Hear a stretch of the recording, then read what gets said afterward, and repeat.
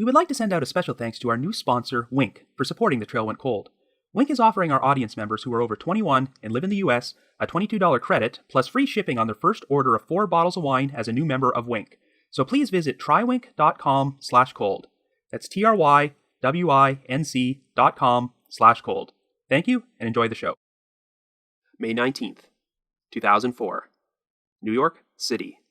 After leaving her apartment, 21-year-old Juilliard student Sarah Fox does not return and is found strangled to death in a wooded area at Inwood Hill Park 6 days later. Her nude body is posed in a ritualistic fashion and surrounded by 24 tulip petals. A suspect named Dmitri Scheinman eventually pops up on the radar, claiming that he had visions of Sarah's murder and that she communicates with him from beyond the grave. However, in spite of a cloud of suspicion surrounding Scheinman, no evidence has ever linked him to the crime. After that, the trail went cold.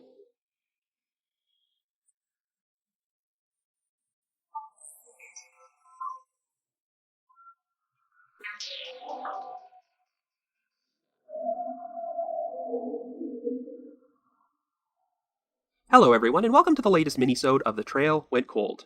I'm your host Robin Warder, and today I will be covering a very odd cold case, the 2004 murder of Sarah Fox. As you probably know, I'm always open to receiving suggestions from listeners about mysteries to cover on this podcast, and I particularly love it when they send me compelling cases which I've never even heard of before. Earlier this year, within the same 1-month period, I had 2 separate listeners suggest an unsolved murder I was not familiar with. They were an emailer named Mary Elizabeth and a Twitter follower named Lily, so thanks for the suggestion, you two, because once I delved into this case, there were things about it which made my jaw drop. The circumstances of Sarah Fox's murder are particularly bizarre, but the weirdest element of this story is the prime suspect, an eccentric individual named Dmitri Scheinman, who has constantly inserted himself into the investigation by claiming he's had visions of the crime and conversations with the deceased victim. Quite frankly, this might be one of the most brazen suspects I've ever come across in a murder case, so this minisode is going to examine whether he's actually guilty of the crime or nothing more than an attention speaker. But before we get started, we have an important announcement to make. For the past year, The Trail Went Cold has spent each week alternating between regular full-length episodes and shorter minisodes like this one. However, I'm sure many of you have noticed that our most recent episodes have been longer than usual, so we've decided that today's show will be our last official minisode. Not to worry, we're still going to be providing weekly content as usual, but they're all just going to be labeled as episodes from now on. Some of our episodes will be longer, some of our episodes will be shorter, but the big change is that we're not going to worry so much about alternating between the long ones and the short ones. We'll just simply present you with a new case every week and not worry about the length. Ultimately, the most important thing is getting all the important points about each story out there, regardless of how little or how much time it takes. Anyway, what hasn't changed is that we're available for download on several platforms, including iTunes, Stitcher, and Google Play Music. So if you like this podcast, be sure to subscribe to it, and please leave us a rating or review, because that will help spread the word. The Trail Went Cold also has its own PayPal account and a donate button on the website. If there's anyone out there who wants to make a donation, we would greatly appreciate it, and we'll be sure to give you a shout out on a future episode. So with all that out of the way, let us now examine the unsolved murder of Sarah Fox.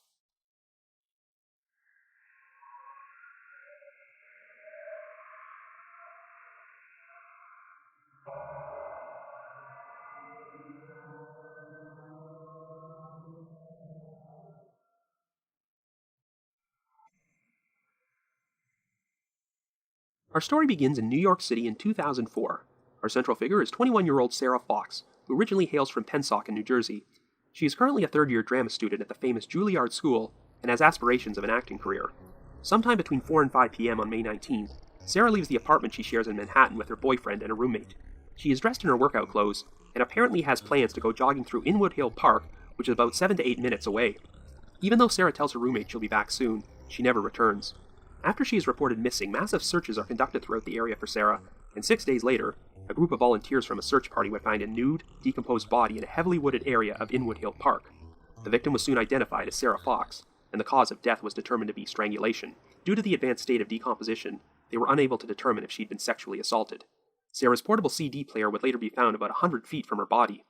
What was particularly strange was that Sarah's body appeared to be deliberately posed in some sort of ritualistic fashion, as she was surrounded by some broken branches and at least 24 yellow petals from a tulip tree. Initially, there was debate about whether the branches and petals might have fallen off some nearby tulip trees or were blown there by the wind, but investigators eventually concluded that they were deliberately placed there in that fashion. A botanist examined one of the flower buds and determined that it seemed fresh enough for the flower to have only been there between 24 to 48 hours before Sarah's body was found. This implied that the killer returned to the scene days after murdering Sarah in order to surround her body with flowers. One sex crime expert speculated that this might have been the perpetrator's twisted attempt to honor their victim, as if they were an artist posing a model. Anyway, Sarah's murder sent shockwaves throughout the community and at Juilliard. And here's an interesting piece of trivia. In an article published in the Philadelphia Daily News, they interviewed some of Sarah's classmates at Juilliard, and one of them talked about a meeting the students had to express their grief. He is quoted as saying, "It was people coming together to grieve and be there for one another. I am pretty distraught about it. We were really good friends." Well, this Juilliard student happened to be Oscar Isaac, who eventually went on to great fame acting in such films as Inside Llewyn Davis, Ex Machina, and Star Wars The Force Awakens. In December of that year, the police finally announced that they had a suspect, a 39-year-old Russian immigrant named Dmitry Shaiman. Shaiman first showed up on the radar when people started sharing stories with the police about a quote-unquote creepy guy who liked to walk his dog, a large Rhodesian Ridgeback, through Inwood Hill Park without a leash, and was notorious for picking fights with other dog walkers. Well, when Shaiman was questioned, he said that he was happy to help with the investigation, and then claimed he fell into a trance and had visions of Sarah's murder. But he raised some red flags when he wound up describing specific details about the murder scene which had never been released to the public, such as how a stick had been placed between Sarah's legs, and that one of her ribs was broken. Police took a DNA sample from Shaiman and searched his apartment, where they found a diary containing a description of a dead girl in a park surrounded by flowers, which sounded very similar to Sarah Fox's murder scene. After this, Shaiman was publicly named as the prime suspect and kept under surveillance, but no evidence could be found to implicate him in the crime. However, it was only a few months later when Shaiman was arrested for punching another dog walker in Inwood Hill Park. Shaiman claimed that the other man instigated the fight by calling him a murderer, but he still served 2 months on Rikers Island for assault. After this, Shaiman and his family decided to leave the country and relocated to Cape Town, South Africa. But believe it or not, Shaiman would reignite the investigation years later by putting himself in the spotlight again. In 2012, Shaiman actually returned to New York City, claiming that he was seeking a publisher for a new book he'd written called Is He Friendly?, named after a question he'd commonly get asked when he walked his Rhodesian Ridgeback through Inwood Hill Park. In the book, Shaiman wrote about being considered the prime suspect in Sarah Fox's murder, and that when he tried to help the police with their investigation by sharing his psychic visions with them, they turned him into a scapegoat. Well, Shaiman claimed that he was still experiencing these psychic visions and wanted to assist with the investigation again because he had a vision in which he saw the name of Sarah's real killer. The guy even went so far as to hold a press conference on the steps of the police station to announce that he was going to go inside and hand over a sealed envelope containing all the new details he'd learned about the crime from his visions, including the killer's name. Well, when the police looked into this new information, it turned out that Shaiman did not provide anything useful which wasn't already public knowledge, and the killer he named was a former music instructor from Juilliard who had already been interviewed and ruled out as a suspect years earlier. Well, in a surprise turn of events, a new development in the case occurred only 1 month later. The NYPD were looking into an incident at an Occupy Wall Street protest from March of that year, where protesters would chain open the emergency exit gates at subway stations so that people could sneak into the stations and ride the subway for free. DNA testing was performed on one of the chains and entered into a database, and everyone was stunned to discover that it wound up matching DNA from Sarah Fox's CD player. For a brief moment, this led the focus away from Shaiman, since he wouldn't have been in the country when the Occupy Wall Street protest took place, but the whole thing turned out to be nothing more than a false lead, as the DNA actually belonged to a very sloppy lab technician who had handled both pieces of evidence. But this wasn't the last anyone ever heard of Dmitry Shaiman. In 2014, he agreed to an interview with the New York Post and invited them to his home in Cape Town, where he showed them how he kept a photo of Sarah Fox under a glass tabletop. Shaiman claimed that Sarah now communicated with him from beyond the grave and that they frequently had conversations together. In fact, Sarah even told Shaiman that she loved him and encouraged him to clear his name because she wanted the real killer's blood. Well, even though Shaiman continues to maintain his innocence, the NYPD have publicly stated that they still consider him to be the prime suspect. However, they lack conclusive evidence to link Shaiman to the crime, so the murder of Sarah Fox continues to remain unsolved. So I guess you could say, the trail went cold. But before we continue, we would like to take a moment to talk to you about our new sponsor, Wink, as we are very excited that they are fans of the show. We often share some very creepy stories on this podcast, so sipping a nice glass of wine while you listen to us would be a great way to help you relax. Wink is targeting a new generation of wine drinkers who want to do away with the pretense and simply enjoy reasonably priced, great wine. Wink custom tailors wines to the taste of the individual consumer and delivers 3 bottles of wine each month to your doorstep for $39 plus a flat $6 shipping rate. When you visit Wink and take their 20-second palate profile quiz, you'll get instant wine recommendations based on your unique profile. The price point for most wines is $13, so by signing up with Wink, you are getting your first bottle for free. Wink is offering our audience members who are over 21 and live in the US a $20 credit, plus free shipping on your first order of 4 bottles of wine as a new member of Wink. Your wine delivery will be branded Wink. Wink is the wine club associated with Wink. I recently enjoyed a nice 2016 bottle of Chop Shop Cabernet Sauvignon. This wine was produced in California with tasting notes of plum, red cherry, and spice. It has a touch of Petit Verdot and Cabernet Franc, adding some dark, complex nuances to this otherwise juicy Cabernet Sauvignon. What's in the bottle is a friendly red with underlining masculinity and structure that pairs well with your favorite comfort foods. The other night, I drank this alongside some delicious hamburgers I'd cooked up because Wink's website recommended this after I took their quiz, and they know exactly what they're talking about. Like I said earlier, this particular brand of wine would be an ideal companion for you while listening to our podcast. So to receive a $20 credit and free shipping on 4 bottles of wine on your first order, go to trywinc.com/cold. That's trywinc.com/cold. trywinc.com/cold. Thank you, and enjoy the rest of this episode.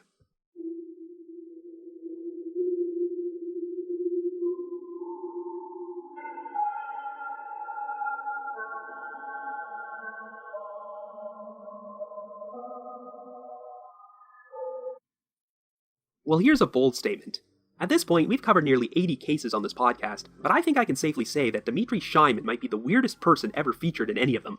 If Shaiman actually committed this murder, then this has got to be one of the most brazen examples of a guilty suspect inserting themselves into an investigation I've ever seen. What kind of person, when they are suspected of killing someone, not only claims to be communicating with them in the afterlife, but then goes so far as to say that the victim told him she loves him? When you look at the circumstances of how Shaiman showed up on the radar, he pretty much created all the suspicion himself. Remember, the reason he was questioned in the first place was because witnesses told the police about this creepy guy who liked to frequent Inwood Hill Park and pick fights with people, but there was nothing to link him to the crime until Shaiman started talking about having visions of the murder and shared incriminating details which weren't public knowledge. If Shaiman hadn't have done that, he might have slipped off the radar without a second thought. And to top it all off, after he leaves the country and moves thousands of miles away and the investigation reaches a complete standstill, Shaiman then returns to New York and puts himself back into the spotlight again by announcing that he knows who the real killer is and handing this information over to the police, which of course turned out to be completely bogus. You really just have to read that New York Post interview with Shaiman to see how out there he really is. In addition to all his nonsense about communicating with Sarah, here's an example of the kind of off-the-wall quotes he provides in this article. "I don't regret what's happened to me, these crazy events, all this injustice. It made me happen. I was reborn. I hate what is evil in you. I hate it. And I hate what is evil in me. Just as I love what is good in you. I love what is good in me.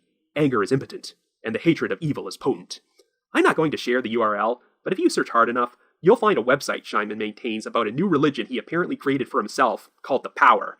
But fair warning, this site contains so much incoherent gibberish that your brain will explode if you spend more than 5 seconds there. All that being said, I have to remain objective here, and acknowledge that Shaiman's bizarre behavior does not necessarily prove he committed this crime. The fact of the matter is that Sarah Fox's mother has gone on record as saying that she's never been totally convinced that Shaiman had anything to do with her daughter's death, and mentioned that the media accounts of the case often had varying, conflicting information, and that is a valid point. Apparently, while Shaiman has shared details about the murder scene which turned out to be accurate, he has also apparently shared details which were not. Shaiman said he had a vision of Sarah's clothing neatly piled up near her body with a tampon on top, but because of conflicting information in different articles, I'm not 100% sure if this part of his vision is true. It appears that the 2 pieces of info Shaiman did share with police which seemed to incriminate him were the stick being placed between Sarah's legs and one of her ribs being broken, as this info was not supposed to be public knowledge. However, remember that Philadelphia Daily News article I mentioned earlier, containing the quote from Oscar Isaac? It was published on May 27, 2004, and it actually mentioned Sarah's broken rib, so it looks like that tidbit did leak out after all. So theoretically, Shaiman could have read about it somewhere before he mentioned it to the police, which is one of the reasons Sarah's mother is not 100% convinced he did it. Regardless, to the police's credit, even though they believe Shaiman is the perpetrator, this has not stopped them from pursuing other potential leads. In 2013, they announced that they were performing forensic tests to investigate 2 other potential suspects in the case who weren't Shaiman, but it doesn't look like this went anywhere. I will say, however, that the false lead about the DNA evidence from the Occupy Wall Street protest has always struck me as pretty weird. Just 1 month after Shaiman makes headlines again by returning to New York and contacting the police, they managed to match DNA from the chain on a subway station door to DNA from Sarah's CD player. Of course, it was only about a day or so before they announced that this was just a mistake involving a sloppy lab technician, but the one question I've always had is, why were they performing DNA testing on this chain to begin with? I know that crime labs are always dealing with massive backlogs of evidence to test in unsolved cold cases, so it doesn't strike me as the best use of resources to test a chain which was used to commit the capital crime of allowing people to sneak into a subway station without paying.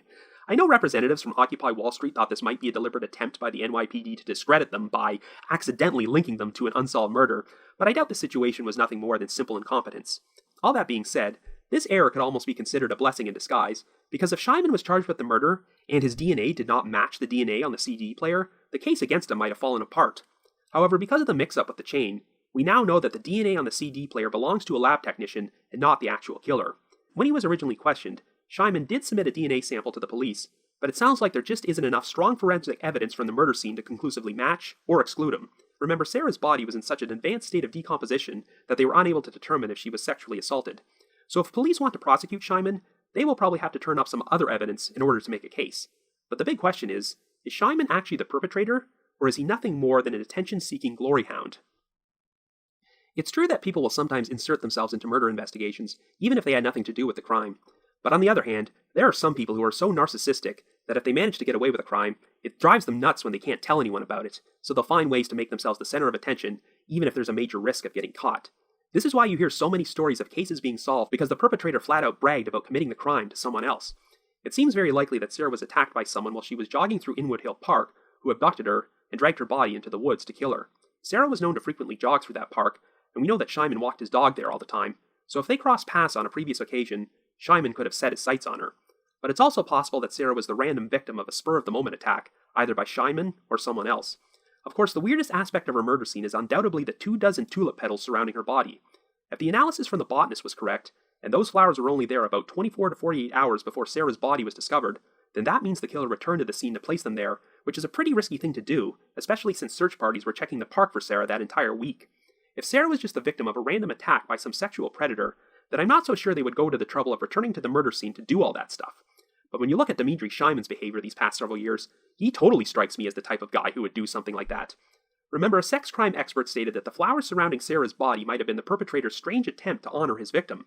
And guilty or innocent, one thing about Shyman which cannot be disputed is that he has a very unhealthy obsession with Sarah Fox. I mean, this guy invited the New York Post into his home to show them a photo of Sarah under a glass tabletop, even though if he was truly innocent of this crime, he technically never would have even met her. Shyman is married and has a family of his own, yet he's sharing stories about how this murder victim is expressing love for him from beyond the grave, and it's so damn creepy. I'm not kidding, this is an actual quote he used in his interview. "Sometimes I walk by and she winks at me, you know, and she knows, I know exactly what you're doing, and I love you." If he's guilty, you almost get the sense that Shyman is putting Sarah on a pedestal because he's got some sort of subconscious guilt about being responsible for her death, or maybe he just secretly wants to get caught. I can't get over the fact that Shyman was safely living a new life in South Africa, but then willingly traveled back to New York in 2012. Now, the United States does have an extradition treaty with South Africa, and would be able to have Shyman arrested and extradited if evidence ever surfaced to implicate him in the crime. But returning to the scene of the murder, initiating contact with the police and the media, and even going so far as to call a press conference at the police station is the type of brazenness which can really light a fire under investigators who would have a much easier time arresting Shyman if he was in the US. So in the end, there are pretty much three scenarios which explain Shyman's actions. He's a glory hound who loves to make himself the center of attention in murder cases he had nothing to do with. He is mentally ill, and genuinely does believe he's had conversations with Sarah Fox and visions of her murder, or he committed the crime, but he is either incredibly narcissistic, or so ridden with guilt that he just cannot keep a low profile, and is practically daring the cops to arrest him. When you look at the situation as a whole, I'd say the third scenario is definitely the most likely one.